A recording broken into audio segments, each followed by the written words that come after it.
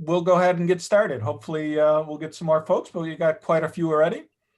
My name is Jeff Scheide. I'm a director with Suburban Chicago Apple Users Group. And I want to welcome you all to the Photography SIG meeting. And the topic tonight, let's put it in parentheses, we'll call it iPhoneography, which is mobile photography. And we're going to have Jerry Hug giving that presentation today, and then we'll be open for discussion.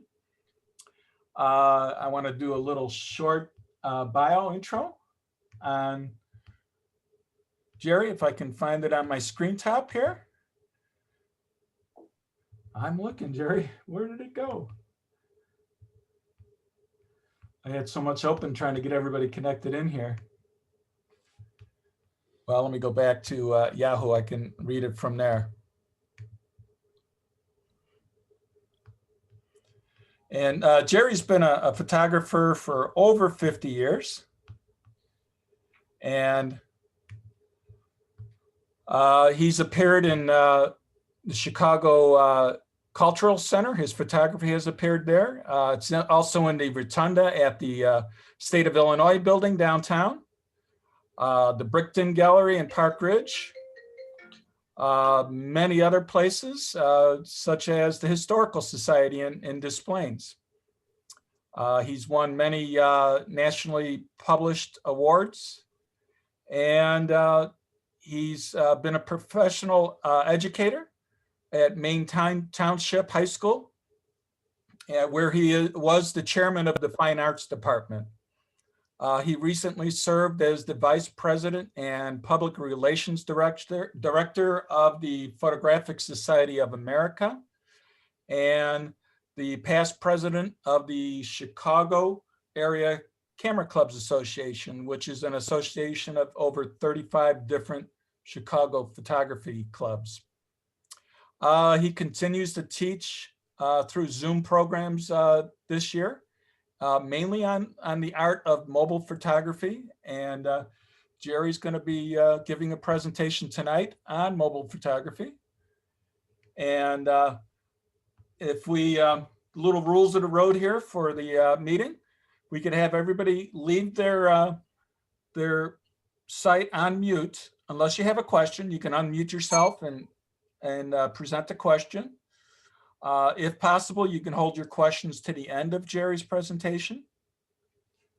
If not, if it's a topic that he's talking about right at that moment, either wave your hand so I can see you, or unmute and let me know that you have a question, and we'll try to get you in. And we're going to hold all outside discussions of the presentation until after the presentation. So if you have discussions about other topics, we will have time for that after Jerry's presentation.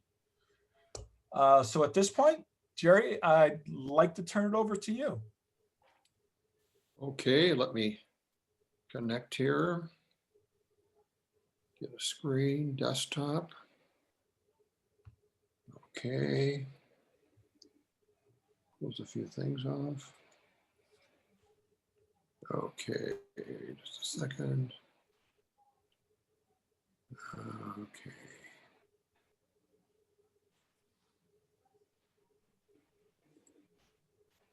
Okay.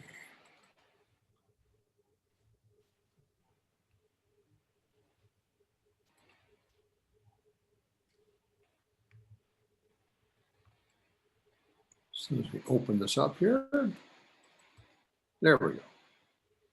Okay, I'm going to start out by showing some pictures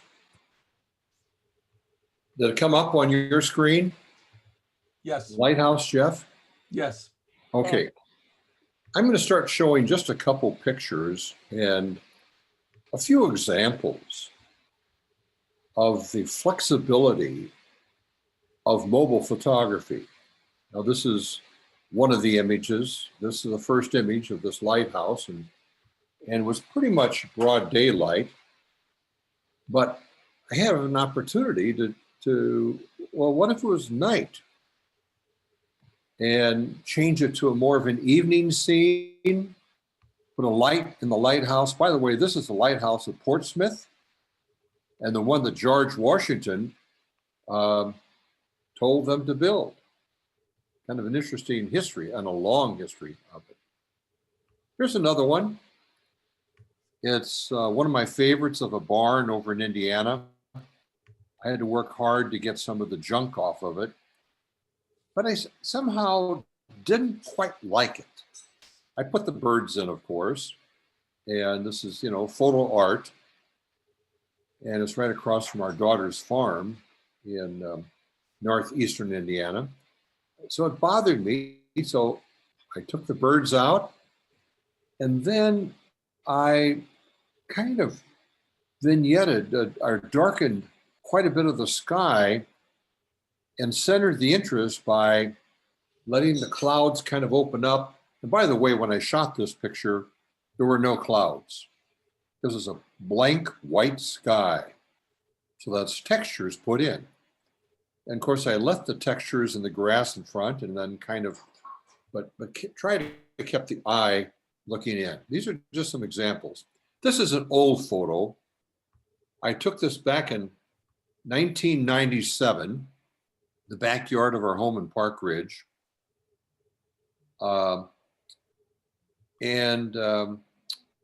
Just a pile of leaves. It won in the Chicago Area Camera Clubs Association the large print of the year. It was put on 17 by 22 paper and made really a 16 by 20 print. But it never looked this good until digital came along. And in my iPad, I could darken those leaves underneath that one leaf that well. It was really a very difficult thing to dodge and burn. But that was shot on film, AGFA, ISO of ASA and then 12. It's an old picture. And here's a fairly recent picture. Now, this was not shot on the iPhone. I'm showing it because I totally edited this Pritzker pavilion. I shot it with a long lens looking down from the Cliff Dwellers rooftop. It's across from the Art Institute. And this was an open house day, and they were trying to sell memberships. And it's amazing, but all of the editing was done on the iPad. Now here's an iPhone picture. I was on the L doing a whole series on the the L in Chicago, and I saw an elevated train coming. I just started clicking, but I had live photo on, and that's the Harold Washington Library. There was no clouds in there. I dropped the clouds in. And this is kind of photo art, but it's some of the things that can be done. And I had been taking walks for a while every morning, and just saw these succulents right by the city sidewalk in Des Plaines on 6th Avenue. It was interesting and just captured it. And that's the kind of thing we can do with the cell phone. Now, some of you have seen this before. That was out in Yellowstone when the sun just comes up in the morning. My friend had a big tripod and his big Nikon. By the time he got it set up, this was gone. I whipped out the cell phone, I cropped the image, and nothing else was done to that. I didn't try and take the grain out of the clouds or anything. And that was a phone probably going back to iPhone 5 or 6. Now, here's one just recent. I shot with my iPhone 11 Pro Max, the old tabernacle and the Des Plaines campground that floods all the time. And I wanted to make it look older, so I did. I put a texture in there, but then I wasn't satisfied. I said, it doesn't give it a good look. So then what I did, I stepped out of the realm of mobile photography, and I have a standalone Topaz, and this is using Topaz Studio 2, and I can just take that grain right out of there, clean it up, It's amazing. There was, I tried to make it look older. It's 125 years old. Hasn't been used for 20 some years because of some structural problems. You go in the doors of this and then it seats about 200 people. And for years, when the main township high schools was one school located on Center Street, this is where they had the graduations, the bridge to walk across the river, and this is where they had the high school registration. Now, look at the leaves in this one, and now look how they pop. That's just what some of these programs can do. But I stepped outside of just using an iPad, an iPhone to show you this. And it's just amazing what the possibilities are. Well, tonight, in this presentation, what is mobile photography? Well, basically, it's a capturing, editing, and sharing images with the iPhone and using iPads with larger screens to edit the images or edit them right in the iPhone. I personally like the iPhone 12.9 Pro because it's you have bigger real estate if you're doing little fine editing. But I now have a stylus that I can use right on the iPhone. The advantage of mobile photography: easier to learn, less expensive investment in money and time to get excellent results. iPhones are still the best cell phones for photography, from the beginning of cell phone photography to the present time in 2020. In fact, on the 24th of this month, I should receive my iPhone 12 Pro Max. I'm excited for it to get here. Well, to start out, taking phones with the iPhone, how to set up the native camera and photo organization. Now, this is probably one of the most important things, is setting up the camera and photos in your settings, and we'll go through that. And options available in the new cell phones of low light, high dynamic range, the format from JPEG to the newer Apple high efficiency, portrait modes, video modes, and I'll show you the why I do things. And believe me, I consult photographers and technicians that know more than I do. And there's a lot of people that do, including some in our own group. Okay, I'm going to get out of this for right now. And I'm going to plug in my iPhone. So I'm going to reach new share here. Let me plug in my iPhone. Let's take a second. Cable and share. Okay. Okay, I hope everybody can see this right now.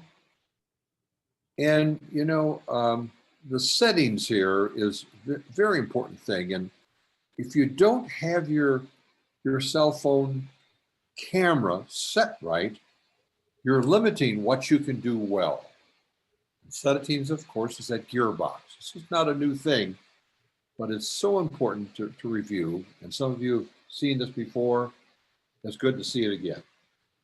And I open settings, and then I scroll down here and keep going down until I get down, down to music, TV, photos, camera.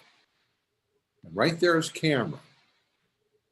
And by the way, I know we have some visitors tonight for the first time, and maybe you'll consider joining Suburban Chicago Apple users.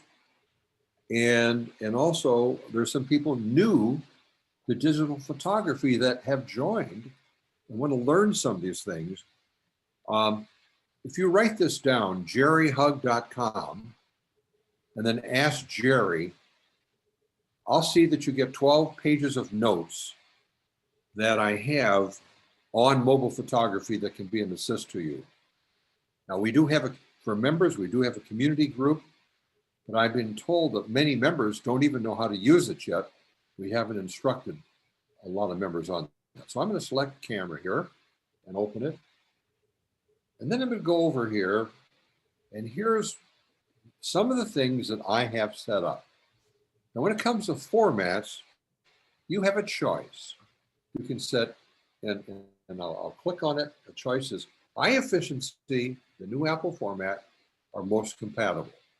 Right now, I have most compatible. But either one, whatever your choice is. Now, the next one, record video, right here. This is really important. Maybe you haven't shot video, but I hope after tonight you'll consider it. Now, if you have an older phone, you may not have all these choices, but you want to set it as high as you can feel comfortable with. And if it's an old phone, it may be just a 1080 at 30 or 60 frames a second. But if you have the latest operating system and a phone maybe just 3 or 4 years old, 4K at 30 frames a second or 60 frames a second. And the reason for that is you can get a better picture doing this than a burst mode. It's proven. I proved it myself. And down below here, you can read all of this. So this settings in camera is so important. Auto, low light, automatically do it. Okay. I'm going to get back out of here. I go up to the top, hit camera again, get out of that. Record slow-mo. I haven't really done anything with that. I probably should make it better, faster. Record stereo sound, why not? Preserve settings. Well, camera mode, I have that on. And then live photo, I have that turned on. I don't have the others turned on right now. Use volume up for burst. If you decide you want to use burst, and I'll show you later when I go back to the camera, and if you have this turned on, all you do is pull the volume up to make the volume louder, to push it and hold it, and you'll get, fast right away. But it is not the quality that you would get for shooting maybe just a 5 or 10 second video and then harvesting off the frame that is that decisive moment. Please remember that. It's one way to get those. You don't want to miss that little decisive moment. But the record video is going to be a higher quality. But this is the easiest way. If you're up to date on your operating system, just turn that on. Scan QR codes, why not? Turn on the grid. So you don't always put somebody's face right in the middle of the picture. Sometimes the center of interest, if it could be near an intersection of that tit-tat-toe lines, you'll probably get a better composition that people will like looking at. And down below, you see prioritize faster shooting, intelligently adapt image quality when rapidly pressing the shutter. Then you notice I have Smart HDR turned off. Okay, and we'll see why in just a moment. Now I'm going to go back. I'm going to go back to settings, go back, and then I'm going to go to photos, which is right above camera. Photos right here. Okay, and I buy Cloud Time from Apple. Why not? I'm an all Apple person. And it's reasonable. I buy more storage than I need, but in case I fill up on a trip or something, I want it. And down below you see download and keep the originals. Very important. Upload to my photo stream. Yes. Upload burst photos. Yes. Share albums. Yes. Hidden albums, if you have such a thing. Autoplay videos and live photos. Yes. Full HDR. Automatically adjusts the display to show the complete dynamic range of photos.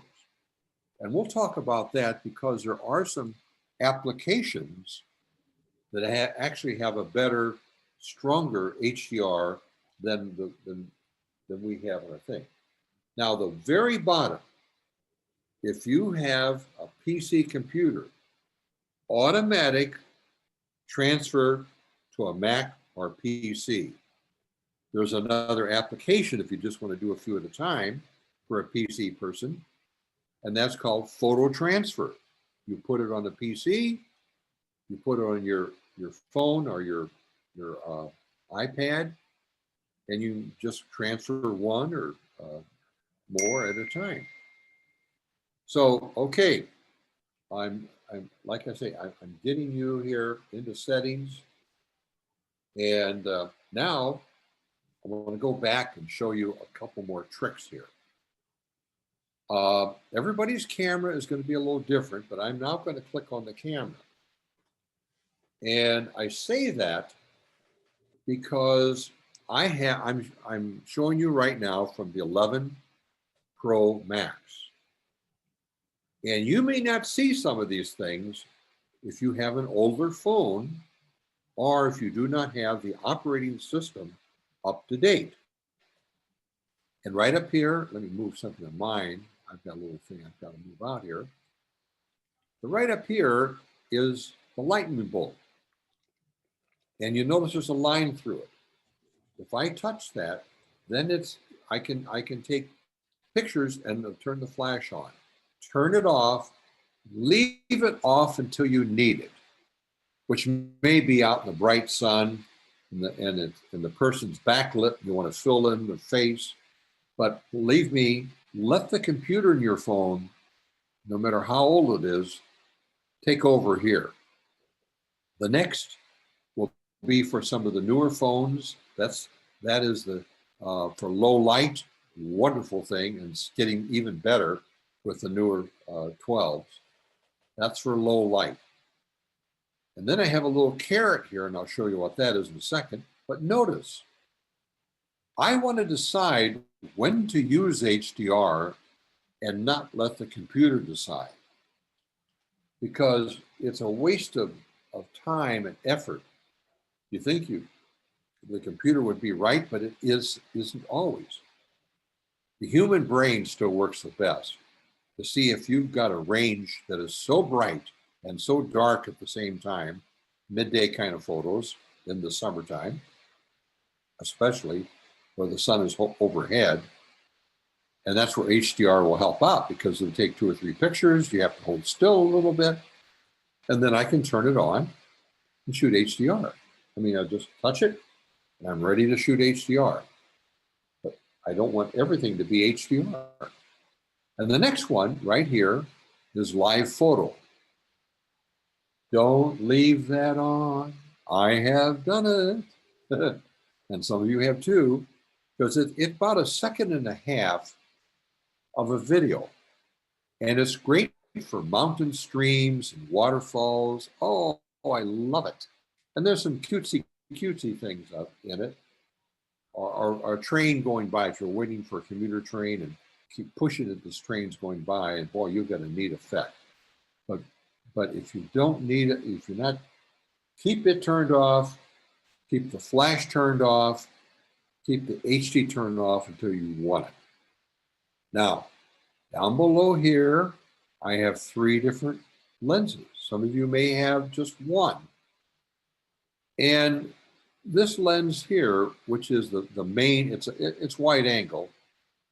And if you had a full frame camera, a digital DSLR, it's equivalent, our regular lens, to a 24 millimeter wide angle lens. That's what it is. But then I have 2 here, which is a telephoto, and which if you're shooting portrait, it goes into automatically. And then I have this giant, oh, is it huge? You know, where you can just do all kinds of things. It's so big. See the difference here? There's a regular lens, wide angle. Look at the difference, big difference. So there's some decisions to make here. And probably the hardest thing is we get excited, we see something, and we just shoot. And sometimes we have to just slow down. I've made so many mistakes because I'm in a hurry. I'm so excited. We were cutting the tree down in the backyard last week, and oh my gosh, it was just so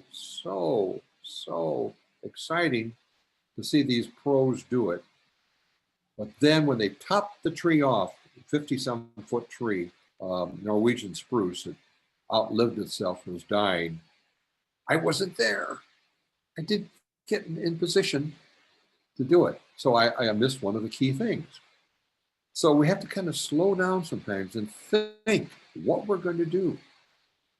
And I think this is very important in photography.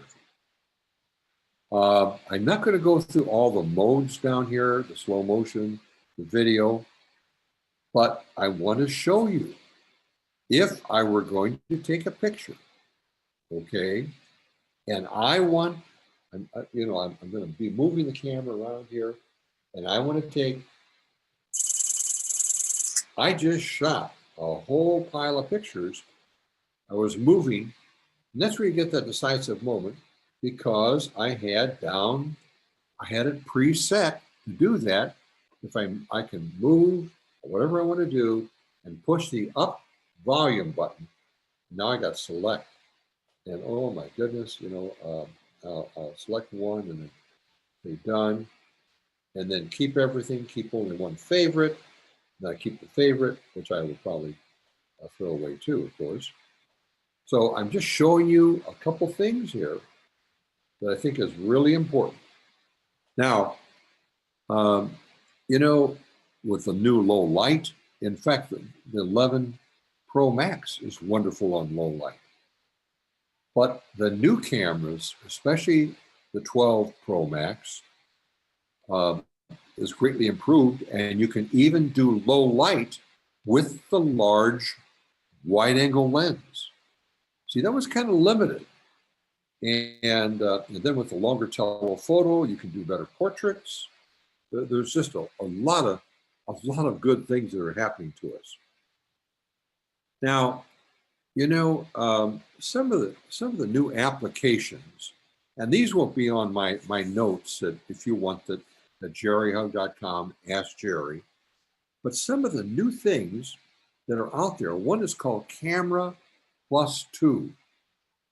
Now, with the new 12s, you'll be able to shoot RAW, which is a bigger file, and Snapseed or the Apple native camera can all edit them. And so can this Camera Plus 2. I use it because it's very convenient, and it has an in-camera editing. And then I always do something. I may do something with the native camera app, and I'll show you some of what I'm talking about. The native camera app, it works, it's awkward, but it only is global. So if I go in here and just pick out any kind of picture, let me just find a photo here. I'll find this one right here. And so now it says edit. I'm in the native camera app. It says edit right here. Now, what can I do? A lot. I'll click on it. And then we have all these things here. All of these things I can do. But it affects the whole photo. Now, auto. Why not? Hit it. That's an easy one. It automatically improves the picture. And then the next one, of course, is exposure. And then you can move your finger for a brighter exposure, cut it back a little bit. Balance, or brilliance, highlights. Sometimes I take the highlights down a little bit. And the next one is shadows. I definitely take shadow down. If I want drama, I'll take it way down, a little drama, contrast, brightness, black point, saturation. Now you can get carried away here, but you can really saturate a little bit. And most people oversaturate. And then of course, vibrance is saturation with just a limited area there. Warmth, I don't have to warm this up. Tint, I use it, don't mess with that. Sharpness, sharpen a little bit. Definition, a little bit. Noise reduction, a little bit, because this came to me from somebody. I didn't take the picture, but they sent it to me. And then the last one, vignette. I always vignette a little bit just to keep the eye in the picture, and then hit done. Now, will I stop there? Of course not. Because the number one application, and I'm going to show you a few things about that application, is exciting. It's free. Google owns it. And so right now, I'm going to hit down at the bottom. Move my little line thing here again. Get my app going here, get this out of the way. And right down here with the arrow in the box at the bottom, I'll hit that. And then I'll say copy photo. Hit copy photo. And then, and I'm going to talk more about organization, but I have the most important photo things on the first page of everything that I have here, because I'm a photographer. I love photography. And so I have some series where I teach up with the clearing. I haven't this past year. And then work photos and so forth. And notice down below, I only have 3 things. And that's because look how many things I have on here. I won't even go to how many. And some things that I use for artistic things, and on and on and on and on. But if I only have 3, I can be on the last page and pull one down in there, and then come back and put it on the first page or the second page. And of course, like here, if I click on this, you see that I can add more in here. These are some of the applications that I use. And then here, I can put up to 9, actually, I can put 9 totally in one box just by dragging it in. And I give a title to it, clearing photos and so forth, get out of there. And then here are some of the others that I use a lot.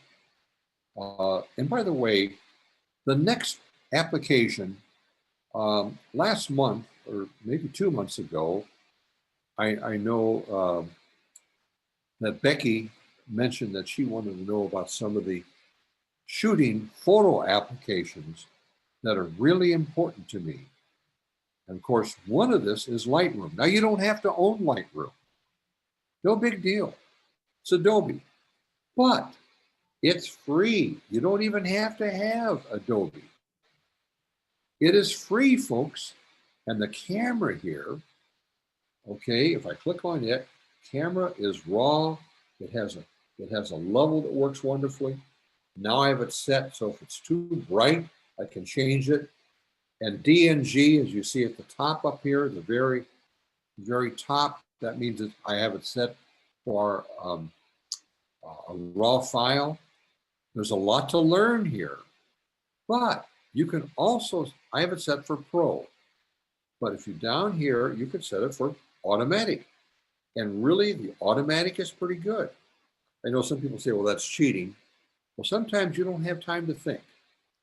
And when you've got time to work and you get used to your equipment, it's just like people buy a $3,000, $4,000 big boy, big girl camera, and they never learn 1/4 of what's in that camera. Well, there are things to learn. If I go down here, high dynamic range, long exposure, depth capture, professional, a lot of things. And then down here, we can choose which lens we have. Oh, it's amazing. And if you have the lenses and so forth. But I'm showing you this because you do not have to own Lightroom. If you do, you can still download it And that Lightroom, by the way, it's free. That Lightroom has a few more editing tools. And so when we go into the tools for editing, it has a few more tools. I won't go into that. We don't have time for that tonight, really. But the answer is, these are some of my favorite shooting apps. Another one, which I'm going to show you here, right here. I'll open this up. I'm doing two things. I got to click with there we go. Pro Camera. Pro Camera has the best and the easiest high dynamic range to use and the strongest. It's like the Ansel Adams zone system automatic. It's not Pro Cam, it's Pro Camera, and this is what it looks like. Camera plus tube. This is another one important. Image Blender. Superimpose. Image Blender is really easy to use. And that's where you can put two pictures together and blend them.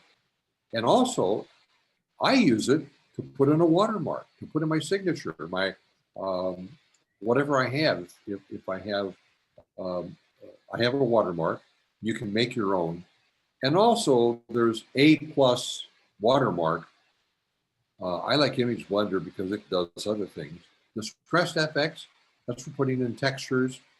And that's Distress FX Plus, because I mix on the temperatures. Now, slow shutter, that's for ICM, intentional camera movement. Over the years, I've sold a lot of pictures and a lot of gallery shows. And you know, one person came up to me, kind of a smart aleck, but he said, Jerry, you know, if you could focus better, somebody's going to buy your pictures. And I said, don't worry, Earl. Both those pictures hanging up there have already been sold. He didn't know what to say. But some people want photo art, not just hotels, not just corporate offices.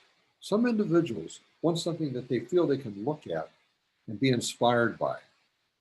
And intentional camera movement, and this is how we can do it. We can set 1 second or 2 seconds, and this is a real handy one. And then over here, you know, there's night mode. Now, if you have an old phone and you haven't kept up to date, this is sort of like, but not as good as the new operating system and the 11 Max Pro and some of the, anything that has the latest operating system that has night mode is better than this. You have to hold still, have to lean against a post. And now with the new Pro Max and with the moving large sensor, they have stabilization in it. That's one of the things that I'm looking forward to. But these are all kind of creative type of things that I can use, and I do use it. Jerry, would you like to take about 10 more minutes and we'll open up the floor for discussion? Yes, that sounds good. Thank you. Google, the free app is right here, Snapseed. And let me tell you, my notes have this. I can open a photo any place here, and I'll just open up that photo I was playing with. And then when I go to tools, there's about 28 or 29 of them. But there are only about 6 that you really need to learn how to use. And one of the things about it, they have tutorials in all of these. I'll just open up perspective here. And if something was crooked, I can rotate it. And if I rotate it, you know, pretty soon you'll see some corners. Now it looks pretty straight, so I'm not going to do anything to it here. But if I did want to rotate it, there's content aware fill, just like the expensive Photoshop. But it looks pretty straight, so I won't even use it. But you want to get Snapseed and retouch. And I won't go into it today, but maybe at another time, because there's more we can learn about mobile photography. And I want to respond to Jeff and questions. Okay, Jeff, discussion. All right, well, we can have some discussion. Anybody who'd like to bring up any topic covering mobile photography or otherwise, just unmute and discuss. If there's no discussion, we can let Jerry continue. He'll continue Well, to show if us there some more are some snapshots. questions, for you folks out there that are muted, if you have a question, if you just hold down the space bar, you can talk, okay? But just don't two people talk at the same time. If you push down the space bar, Gary, when are you going to get your new iPhone 12 Pro Max? the 24th. Yeah, I already have it. The 24th. I'm excited. I have it. So Jerry, can you tell us again where you put the program for today? Your website? Oh, my website. Just Jerry with a J. JERRYHUG.com. And then there's a click point that says Ask Jerry. Just go to Ask Jerry, fill out the stuff, and then put your questions in. And from there, I will send you my about 11 pages of notes that answers a lot of questions. And then, by the way, anybody that's on here tonight, feel free to text me on a message with my phone number. I'll send you my phone number if you don't have it. And I do answer questions. I do get back to people. It may not be the same day, but within a day, I'll get back to you because I want you to learn. And I know we have some new members that really their iPhone is their camera. And boy, if I can help you get some better pictures, and you know what happens? You get a little better, and then you get disgusted. You say, oh gosh, what am I doing wrong? Slow down. Okay, next. I saw you had an app, video to photo. Is that the paid version? Oh, yes, yes. Yeah. See it right here? Mm-hmm. And if you put it into the App Store, which is right here, video to photo, video space to space photo. It's not very expensive. And then you take maybe a 5-second or 10-second video. Don't go to minutes. Oh, heaven's sakes. Because you're going to have so many little, but you then scroll through until you find the frame that where the exact spot that you want. It could be a dog that's moving its head. It could be a child crawling around, and you get that smile in one of the frames. Bango, you've got that decisive moment. I like it because if you set your settings right, it's going to be a higher quality than the burst mode. Okay, so does it have a feature where it will auto pick a good picture out of the video shoot? Oh yeah, you just scroll through, click on it, and it comes out, and you save it to the camera roll. You know where it's really good for? That sounds like I have to pick the picture. I'm asking, does it have a feature where it will pull out pictures? Yeah, you pull out you decide which one you want. Okay. And then what happens? This is kind of important. Then it will save it to the camera roll, but you got to scroll through and pick the best one. The phone can't pick the best one because it doesn't know what you want. But you get maybe somebody raises up a hand, or you got some action. Where it's really good for is flowers, and they're blowing. You just the beautiful flowers. You're blowing in the breeze. Oh, that's the only way sometimes with daylilies that I want to shoot. or I don't have the flowers that Becky has in her front yard, our backyard, but I have some good daylilies that the president of the Illinois Daylily Association gave me. Whenever I go out to shoot them, the wind goddess takes over. No problem. Shoot a video and then pick the one, just the one that you want. Okay, did I answer your question? Yeah, so you don't know of any other video to photo app that picks the picture for you? Because there used to be one, but it stopped working after, Yeah, some there used to be another iOS one, and this is the only one that I know that really works well now. I had the other one. I got so mad, but then this one came up. And so what you do, you save that little video that you shot. You open video to photo, then you go to you just drag in to the program that sharp video. That's all you do. It's so simple. Believe me, it is simple. If not, you call me up and say, Jerry, it doesn't work. No, it works. Okay, It's a I got it. no-brainer. That's some of the few no-brainers. Anybody else?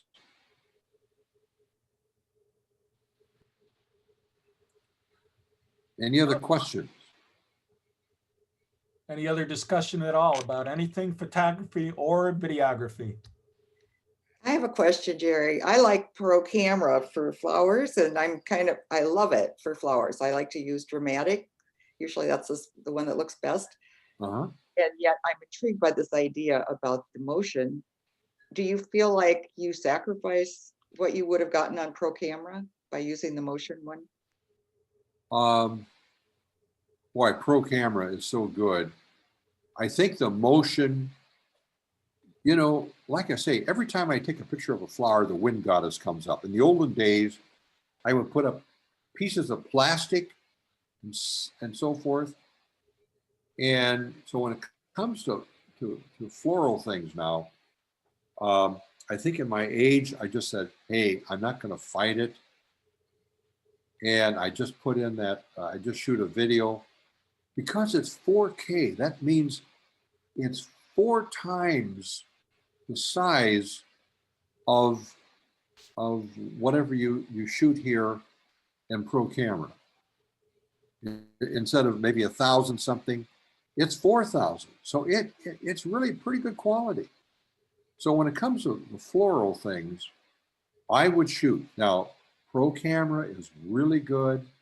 It's outstanding. It does so many things here that you can do, and I'm showing you, the level, and some others have that too. And then down below here, this is where you see the high dynamic range. It has low light. It has video. When it comes to something like that, I probably would use the native camera and shoot video, but have it set the high as you think you can go. Okay? Question. Okay, thank you. Yeah, one of the various modifications you could make, like the orientation and so forth, saturation. You said vibrancy. How does that differ from saturation? What is vibrance or vibrancy? Okay, now say it a little louder. I missed that last part. How do I what? What is vibrance or vibrancy compared to, say, saturation when you're modifying a picture? Oh, okay. Vibrance usually picks up the colors that are kind of in the background. It could be like skin tone. It could be like light colors that are kind of faded. So it picks up those that are not the brilliant colors that you have there. And by the way, let me point out a couple things here. Let me just open up a picture in Snapseed and go to Tools. And right up here, it says Details. And Details is 2 things. It's structure and sharpening. Structure is mid-tone contrast. And if you're a Photoshop user, it's called clarity. But this was originally a Nick filter, and they call it structure. Google never changed it. But if I pull that up, it almost looks like it's going to be more, but it's not sharpening. I don't use too much sharpening or too much structure, or the picture will look overdone, overcooked. So be careful on those two. If you use them, it's called details, but it's a very important tool. And the first one up here is this tune image on the upper left corner. That's really the most important thing. You see, by pushing my finger up and down, I have all these things. Ambiance is really, sometimes I push it all the way up. It brings out details in there. And then I can take the highlights down a little bit. I can take the shadows down and make the trees darker. And wow, it doesn't take much. Now, if there's nothing wrong in your own personal eye, don't fix it. If it ain't broke, don't fix it. But, push my finger down, look at there. There it is. Now look at it. I kind of like that, but be careful, don't overdo it. And if you have a beautiful sky, but you want to just try it, whenever you have a beautiful sky, go up to the highlights and pull the highlights all the way down. And that sky will pop, the clouds will pop, and it won't affect very much other things. Now, I'm not going to, sometime we could go and just how to really use Snapseed. That's another night, just that app, but I'm not going to tonight. Okay, next.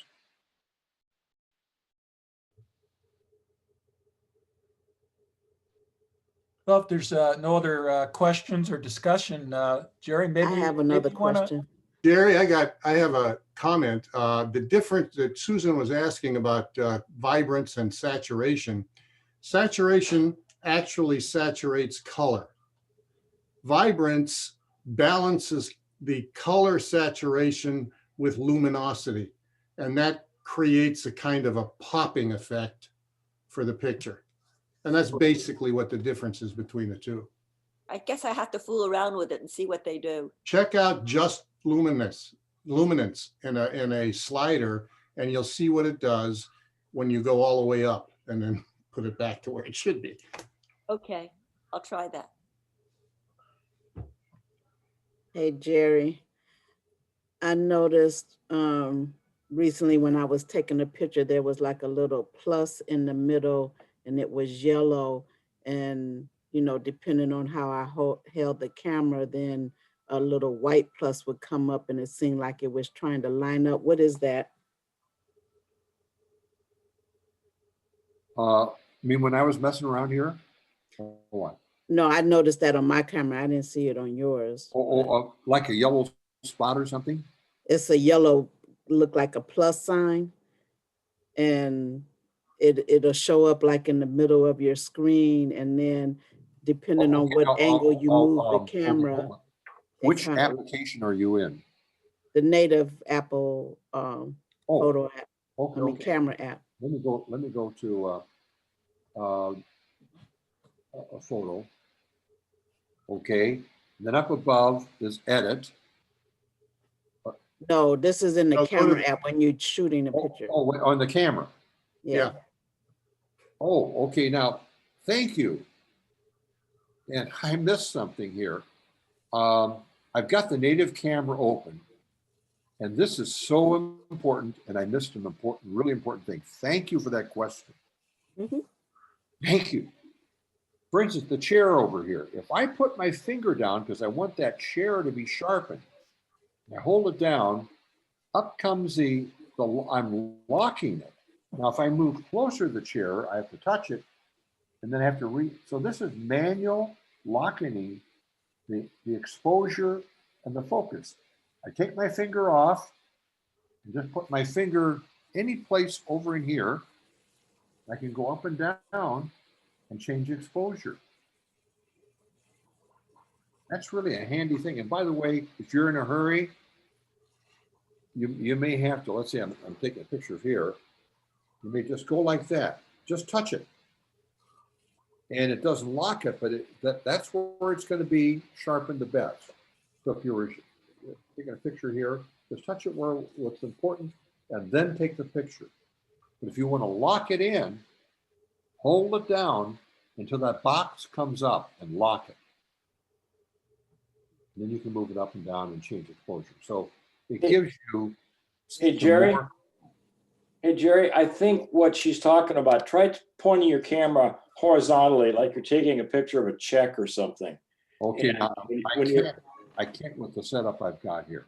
Okay, Marcia, I've seen this too, and it seems like if your camera is not perfectly level over what it is you're on a horizontal surface, like you're trying to copy a paper or you're trying to copy a check to deposit or something like that. That's where I've seen those 2 pluses.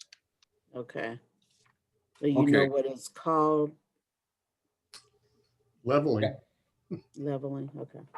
Yeah, unfortunately, with my setup, the way I've connected to the computer with my iPhone and a cord, I can't do horizontal. I know it's just a setup I got going here, but I think you're probably right. A spot comes up there or something. Yeah. Okay. Jerry, in what you're showing now on your screen, on the upper set of tools, there's a little caret. You said you were going to say something more about that, but I don't remember. Oh, yeah. Do you have it on yours? I don't know. I have to check and see. Okay, let me show you what it does. Now, Yes, I do have it up. I do have it on mine. Okay, so if I touch that, now look down below. It puts right in front here. It puts that I can do all those things down here. Plus, it says 4x3. Now, 4x3 is the format of almost all cell phones. You know, it could it could be square. It could be something else. It could be square. It could be 16:9. That's a panoramic. But 4x3 is a standard, and then it's plus or minus. You know, I can do the plus or minus exposure down here, and then it's all here. I can put the timer on, 3 seconds or 10 seconds. I can turn it off. I can do all that stuff down here. But it gives you a fast way. Now, and then just so it doesn't confuse anything, I always get out of it. Good question. Boy, Jerry, this is great. Jerry, this is Dom. One last question, a quick question. What is your criteria for using HDR? When should we use it? When do we use it? And I went back and I took it off my auto HDR in my preferences. Yeah. And of course it comes up with a slash. Okay. What is your criteria for using it? Thank you. I use it when I take a picture and you'll have hot spots that are blown out. And if you have a hot spot that's like pure white, it's hard to fix that. Or if you have so much that is pure black and no shadow detail. And so when you have HDR, it kind of fixes that. And I will say this about the Apple HDR. It doesn't overdo it that anybody knows that you did it. Now, notice on my picture here, there's a lamp way back in the corner. See how that's pure white? If I take a picture, I don't have a chance with that. But if I do HDR, I may have a little tonality because my eye can look at it and I can see that there's that shade on that hanging light with the hanging by the cord in the corner of the dining room here, that there's tonality. And just for fun, I'll see if it does it. I'll take a picture. Now look at the picture. A little bit. And Now there is a case, if that was really a factor, I'll get out of here. I would go up here and put my finger on it, lock it, and take it down. And it's not going too well. There it goes. See, that's a hard one. And that's where, if I wanted to do it, and I have to darken everything to get that. That's one case where the Pro camera has a better HDR when you get extremes like that. Now, out of doors, between 10 o'clock and 2 o'clock, especially in the summertime when the sun is real high. Actually, we're getting into the season where the sun is low, and it's much better for photography. It really is. So the criteria is, can you get a good picture in that bad and harsh sunlight? You know, when it's in the shade or when it's cloudy, you get the best colors. You just get everything that works, and especially on a cell phone. Now, I don't own a $5,000 camera anymore. I have Micro Four Thirds, pretty darn good. And that's why some people shoot RAW, because they say they can correct it. Because I'm doing so much mobile photography, I'm occasionally shoot RAW and then edit it in that app like Lightroom or like Camera Plus 2. And then when I bring it in to retouch a little few things in Snapseed, it's back in JPEG form. Anyway, I don't know if I answered your question, but it's Ansel Adams' zone system on digital. Yes, you did. Thank you very much. But and a lot of people just put HDR on and leave it on, and it's no worse or better if you leave it on automatically or you take it off. Really. Yeah, I guess you could leave it on all the time. And I'm a control freak. I want to be able to control when it's on and off, because you don't always need it. And Right. so the computer decides, and maybe that's the best way to go, but it's just not my way. And it's okay to do it that way. Leave it turned on all the time. Yeah. Sure. Yeah, and your grid system, which I enable all the time, is one of the best tips for this iPhone camera ever. The grid system, put it on, leave it on, and you will thank Jerry Hug for a great tip. Yeah, it just it gives a little tension to a picture when whatever you're highlighting, a face, something else in there, when it's near that intersection and not in the dead center of that box. Because now well, in a square picture, it's a little different. But most people, life isn't square. But I like square sometimes because maybe I didn't frame it right and I cut it to a square. But you'll find that most of the time, it's just better. It creates a little tension. The person can be looking in a direction, and you don't want the person looking out of the picture. You want the person looking into the picture. So you move for that head shot. And I know you shot a lot of heads in your life. Hey, Jerry, have you heard much about Apple's Pro RAW file format? Pro what? Pro RAW. I have not. And I've heard that it's not coming out with the new phone, but it'll be coming out shortly with a new operating system. That's all I've heard. Yeah, it's supposed to be it's gonna be released on- December or January. Yeah, that's exactly what I heard, that it would be probably after the first of the year. And it'll be a DNG, so they're using, and Adobe doesn't mind if you use their format. They've been trying to encourage our big boy cameras to use it, and they haven't.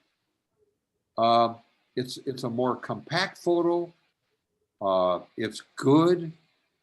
And so I'm glad that Apple is going to use it. It's called DNG, but that's what's going to be.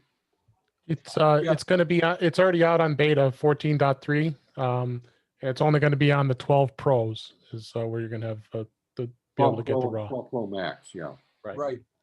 And what the Pro RAW file format is it's a combination of a raw file with the computational photography that can be done in an iPhone or an iPad. And it combines the capabilities into a better raw file that you can edit later.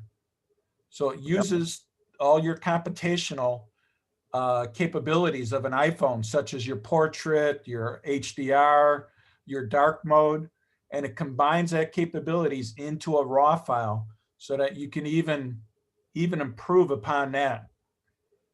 Yep. There's a definite advantage if you've got a rough situation. The light outside and maybe the HDR isn't enough to do it. If you can shoot raw, you've got more pixels. It's a bigger file, but you've got more pixels, and to think that you can edit in the native camera as well as all these other applications. It's wonderful.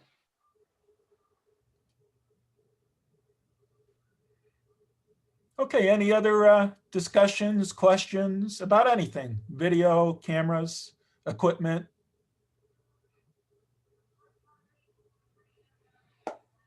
Okay. Well, if Jerry, unless you have more to talk about, we can call it a night for the SIG meeting. Well, one more question. Jerry, do you do any, do you have any favorite special effects applications? Yes. Okay. Now, special effects. Textures and special effects. Distressed FX right here. It's, I'll just show Show you. it to me. Yeah. So if I put a picture in here, I have 2 rows of things that I can do. See what happened? But just by touching that, I touched that bottom one over here. Just a second till I have to constantly keep moving this thing around here. And I just touched that. I could say none. I just touch that and see the textures in there. Yeah. It may not be the one that I want, but that's an effect. And then up here, these are different color effects, and then I can control each of those effects if I want to. So that's one. Okay, distressed FX. Cool. It is cool. It is really cool. And another one is the LD, lens distortion. I can do all kinds of distorting things. I can put light leaks in and so forth. By the way, a new one came out today and I tried it. I don't like it. It's supposedly kind of a retro effect, and they're going to have to improve it or I'll want my money back because it's not cheap. And it was put out by the Moment people that sell the lenses and the cases and so forth. And I just don't like it. I want to show you something else. And some of you have seen it. I don't want to bore you on this. Let me go into my photos here and just show you some of the things that are happening, because there's some other people here that are really getting into this. This infrared is just crazy that what we can do. This is a little waterfall thing in a park in Des Plaines. Here's just over in Mount Prospect, it's a park. Turns green grass into white. In fact, I have one here. Here's a Halloween thing. Look at that. Here's let me find another one. Here's just a dumb thing in the backyard. But here was some more parks. I've got one here that I kind of like, and it's it's a garbage day in Des Plaines. Now that's kind of crazy. Why would I take a picture of garbage day? Let's just look at that. Now, not everybody likes this, but that's infrared. Where there's chlorophyll, it will turn, and it'll take a blue sky and turn to black. You see in the upper corner. Well, I just shot out my front door in garbage day on 6th Avenue. Infrared by holding or attaching an infrared filter over on the iPhone. I have converted cameras and they work the best. Here's another effect, and it's called mirror.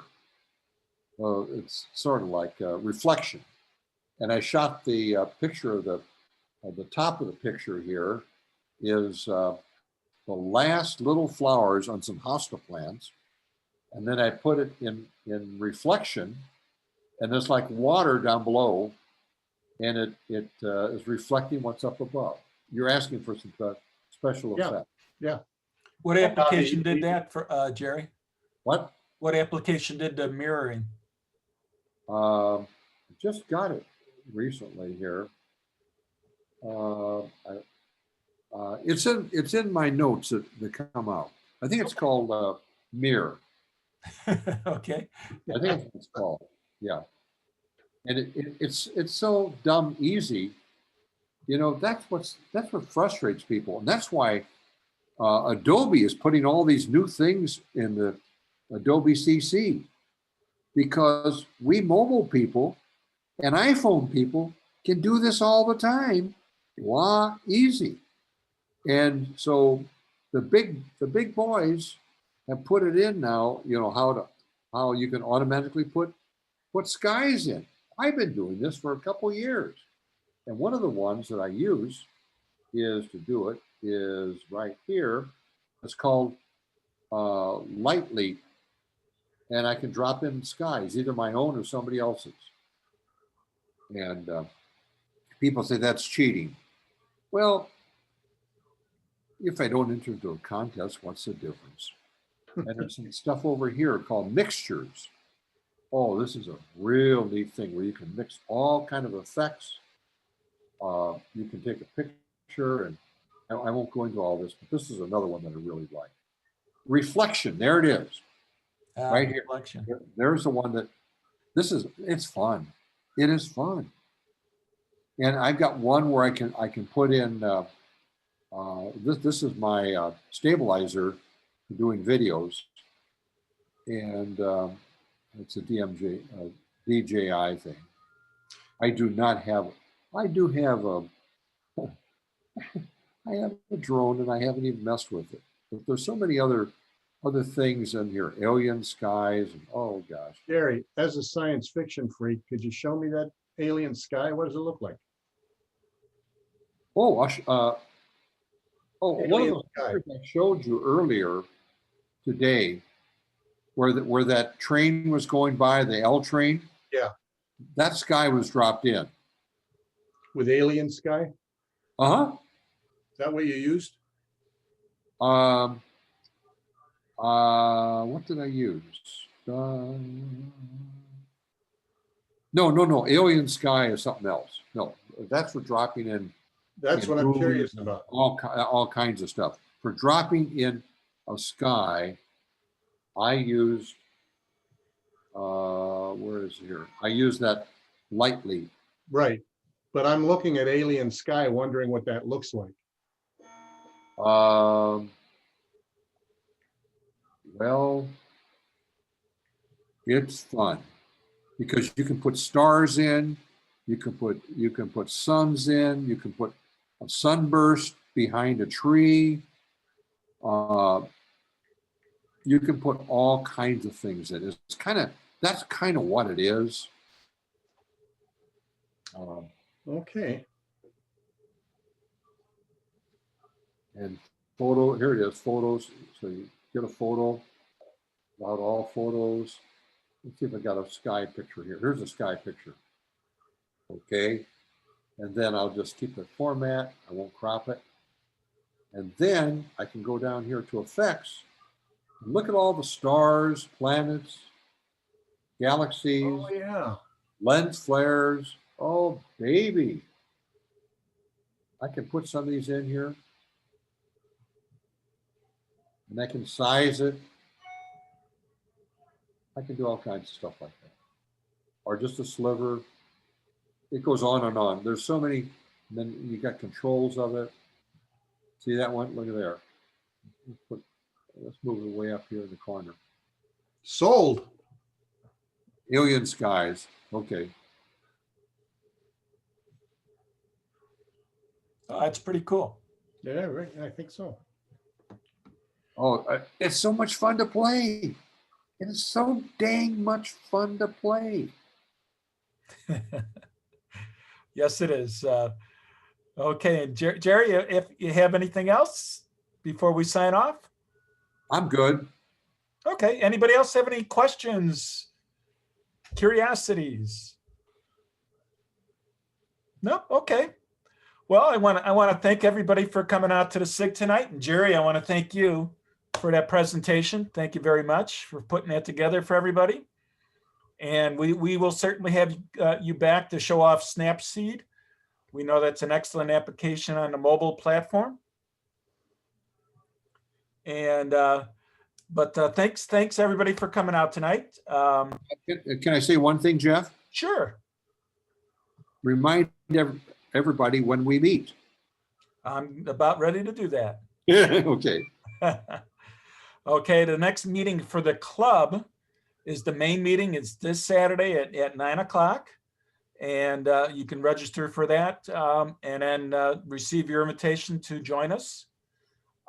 We've got a couple of presentations going on Saturday, so don't miss that. The next meeting for this SIG will be 1 month from now. We will be covering the topic of video, which we have not covered so far for the photo SIG, but we're gonna step into video, and we'll take it from there. Let's see. No, don't forget to get up on the community and see everything that everybody is saying out there. Jerry, you had something to say? Third Wednesday. Yep, the third Wednesday of every month for the photo SIG. Remember, folks, to go out your community and take a look at everything that's coming through there. A lot of good information. Check our Facebook website for the club, and Facebook, and then of course our website for the club. And I hope everybody received the new monthly wrap up that the promotions team is putting together. And it kind of wraps up everything that's occurred during the last month and allows you to get out and see replays, because all these meetings, whether it's a SIG meeting or a main meeting, we record those and we put them up on YouTube so you can watch these at a later point. And the wrap up highlights to where you can easily get to those things. Are those links to the replays only available to members? Yes, it is. Mhm. Yeah, replays are only available to members at this point. And without any further ado, Jerry, if you have anything to close with? I really do not accept. Get your cameras set right, take pictures, play. We adults have to play, and that's how we learn. Yeah, just consider what it used to cost us to take photography, to shoot a 24 shot roll and take it in for development, 10, 12 bucks for 24 pictures. Now you can take hundreds for free, especially if you own a phone, and we all do. All righty. Well, thank you very much, everybody. And hopefully we will see you on Saturday. Have a good evening and stay healthy. All righty. Thanks a lot, Jeff. Thank you, Jerry. Thank you for the presentation. It was excellent.